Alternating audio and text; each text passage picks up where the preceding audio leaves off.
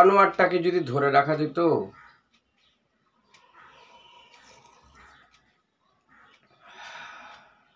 তাহলে হয়তো ওই ম্যাচটা, গোয়ার ম্যাচটা হারতে হতো না। না না, কথা আমি ভাবছি না, ইস্টবেঙ্গল সমর্থকরাও ভাবছেন, বলছি না, বলছি হয়তো ওই ওই ক্লাবের লোকজন ভাবতে পারে গোয়াতে যেভাবে তারা হেরে এসেছে, এখন ভাবতে পারে যদি আনোয়ারটাকে ধরে রাখা যেত, আনোয়ারটা যদি থাকতো। কেন বলছি হঠাৎ এই কথাগুলো, এই চায়ের কাপে হাত দিয়ে সকাল সকাল সবুজ মেরুন সমর্থকরা বোধহয় এই কথাই ভাবছেন, কিন্তু জানেই নেই। আর ফিফার নিয়মে আনোয়ার এখন, ফিফার যে নির্দেশ, সেই নির্দেশে আনোয়ার এখন চাপ মুক্ত। ফলত আনোয়ারকে নিয়ে সবুজ মেরুন কর্মকর্তা থেকে শুরু করে সমর্থকরা ভাবা ভুলে যান। আর সেই চাপ মুক্ত আনোয়ার যে কি খেলা খেলতে পারে সেটা তো একের পর এক ম্যাচ দেখাচ্ছে। বিশেষ করে এই জামশেদপুর ম্যাচে আনোয়ারকে যে যে ভূমিকায় দেখলাম তা ভুলতে পারছি না। ভাবুন, সত্যি বলছি, ভুলতে পারছি না। ঘুম আসছিল না, মানে ঘুমিয়েও আনোয়ারের সেই শটটা দেখছিলাম যেটা পোস্টে লেগে ফিরে এলো, আনোয়ারের সেই বল ক্লিয়ার করাটা দেখলাম শেষের দিকে এসে, নাহলে হয়তো গোল হয়ে যেতে পারত। মানে কোথায় আনোয়ার, কোথায় নেই আনোয়ার। ইস্টবেঙ্গল জামশেদপুর এফসিকে হারালো 1-0 গোলে। অনেক বেশি গোল হতে পারত, 4-5টা গোল হতে পারত এই ম্যাচে। এই ম্যাচে যারা যারা খেলেছেন, আমার একটি ভিডিওতে অলরেডি বলেওছি, যারা যারা ভালো খেলেছেন অতি অবশ্যই তাদের, ইনফ্যাক্ট সবাই ভালো খেলেছে, একটা টিম এফার্ট, এবং এই টিম এফার্টের মধ্যেও কেউ কেউ তো কাউকে কাউকে ছাপিয়ে গিয়েছেন, যাদের মধ্যে বিষ্ণু 1 নম্বর বলা যেতে পারে, ক্লিটন সিলভা, আনোয়ার, নন্দা একদম ভালো একটা মিস করেছে, ক্লিন হতে পারত গোলটা, ক্লিটন যেভাবে পাসটা দিয়েছিল, আর নিশ্চিত গোল মিস করেছে। তবুও বলবো, এই অস্কার ব্রুজের কথাতেই বলবো যে এই যে মিস করা পর্যন্ত তো সে পৌঁছতে পেরেছে, এটাও তো একটা বড় বিষয়। তো মিস করেছে, আমরা অনেক বেশি করে হাইলাইট না করে আমরা বরং সেই বিষয়টার দিকে নজর দিই। আর আনোয়ারের যে খেলাটা আনোয়ার খেললো, চাপ মুক্ত থাকলে আনোয়ার যে কি খেলা খেলতে পারে সেটা তো আনোয়ার আলী নিজেই দেখালেন। অসাধারণ বললেও কম বলা হবে। আনোয়ারের প্রশংসা এখন চতুর্দিকে। মিডফিল্ডে খেলানো হলো, রাকিবকে তুলে নেওয়া হলো। আনোয়ার একজন সেন্টার ব্যাক, তাকে মিডফিল্ডে খেলানো হচ্ছিল, যেহেতু মাদি তালাল নেই, সাউল ক্রেসপো নেই, ডিকসনকে একটু পরের দিকে আজকে নামানো হয়েছিল। তো রাকিব চোট পেল, তাকে তুলে নিল কোচ অস্কার ব্রুজো, এবং রাকিব চোট পাওয়ার পরে আনোয়ারকে করে দেয়া হলো রাইট ব্যাক। ভাবুন, একজন সেন্টার ফরওয়ার্ড, কখনো কখনো সে ডিফেন্সে খেলেছে, সেন্টার ডিফেন্স করে, মিডফিল্ডার, কখনো সে রাইট ব্যাক হয়ে যাচ্ছে। কোথায় খেলছে না আনোয়ার? আনোয়ারেরই খেলা দেখে আমার তো কখনো কখনো রহিম নবী বা মেহতাব হোসেনের কথাও মনে পড়ে যায়। এরা খুব, এই দুজনকে ইউটিলিটি ফুটবলার বলা হতো। আনোয়ারও তেমন একজন ফুটবলার হয়ে উঠছেন, ইউটিলিটি ফুটবলার।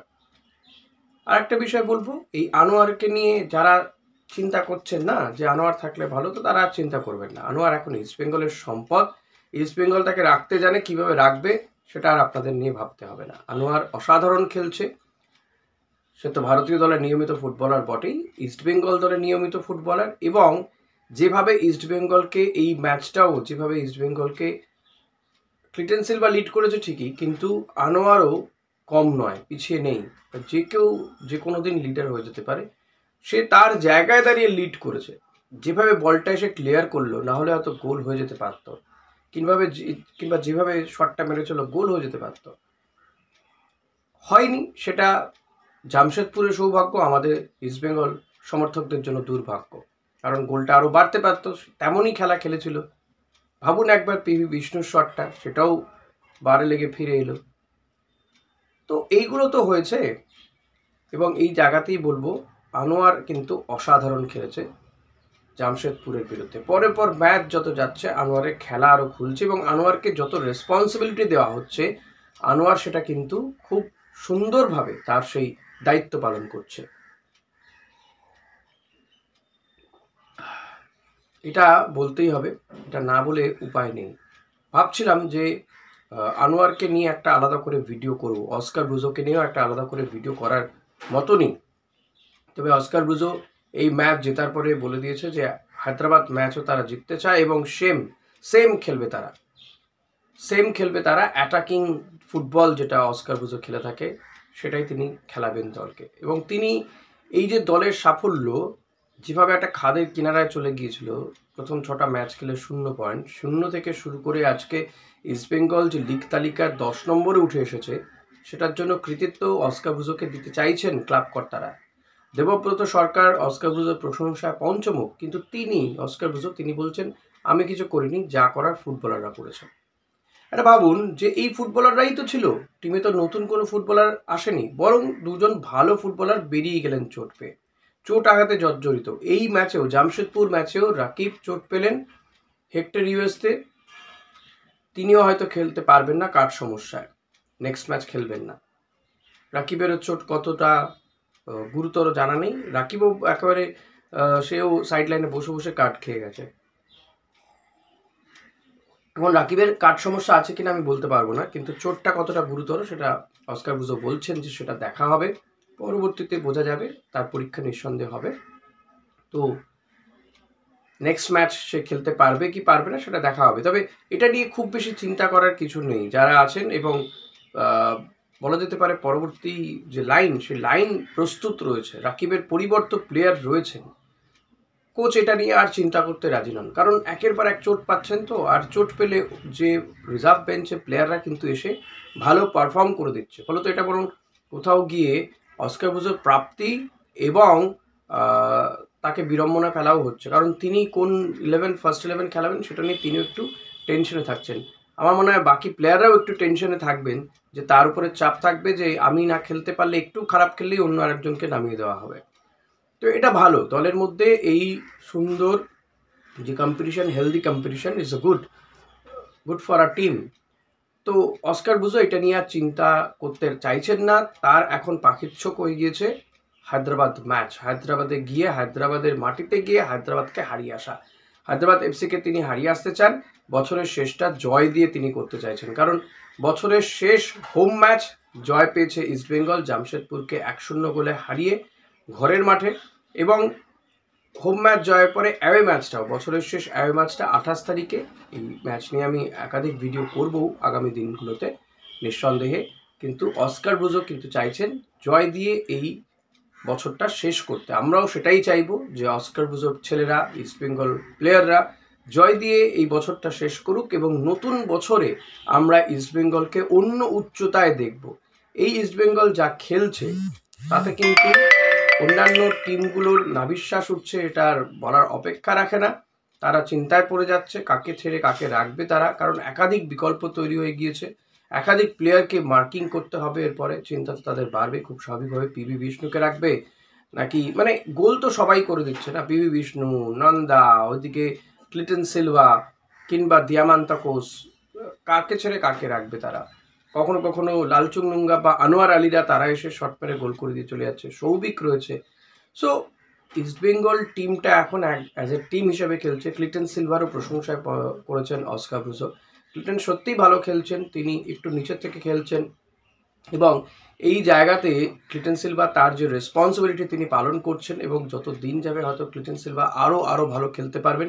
অস্কার বলছে এখনও সেরাটা দিতে পারেননি ক্লিটন, মানে ক্লিটনের কাছে তার আরও অনেক প্রত্যাশা রয়েছে অস্কার ব্রুজোর। ক্লিটন আগামী দিনে আরও ভালো পারফর্ম করবে এটা তিনি মনে করেন, আমরাও মনে করি, কিন্তু একটা সময় কিন্তু এই ক্লিটনকে হয়তো ছেড়ে দিতে পারে ইস্টবেঙ্গল, এমন একটা কথা হয়েছিল, আমরাও বহু ভিডিও করেছি। তো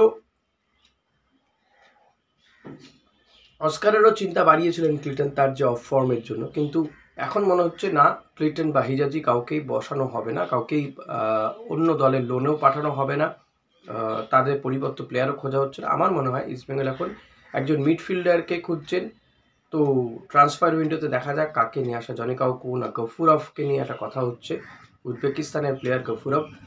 তো এই দুজনের মধ্যে কাউকে পাওয়া যায় কিনা বা অন্য কোনো ভালো মিডফিল্ডার পাওয়া যায় কিনা সেটা ইস্টবেঙ্গল কর্মকর্তারা দেখবেন। আমার মনে হয় সেই দেখার তাগিদটা আরও বেড়েছে একের পর এক ম্যাচ জয় পারফরমেন্স দেখে ইস্টবেঙ্গল কর্তাদের। তো লেটস সি কতদিনের মধ্যে তিনি আসেন এবং ইস্টবেঙ্গলে একটা মিডফিল্ডে একটা বিদেশি প্লেয়ার আসাটা খুবই দরকার এই মুহূর্তে দাঁড়িয়ে, সেদিকে আমাদের নজর থাকবে। এবং আবারও বলবো, আনোয়ারের খেলা আপনাদের কেমন লাগলো সেটা জানাতে ভুলবেন না। অস্কারের এই কোচিংকে আপনি কিভাবে ব্যাখ্যা করবেন সেটা অবশ্যই কমেন্ট করে জানাতে ভুলবেন না। চ্যানেলে নতুন হলে সাবস্ক্রাইব করে নেবেন। ও হ্যাঁ, আর একটা বিষয় বলবো, আপনি যদি ভিডিওটা ভালো লাগে আপনার, তো লাইক করে দিন, শেয়ার করে দিন, বেল বাটনটা প্রেস করে দিন, এটা আমি যখন কোনো ভিডিও দেবো নোটিফিকেশন চলে যাবে। Thank you.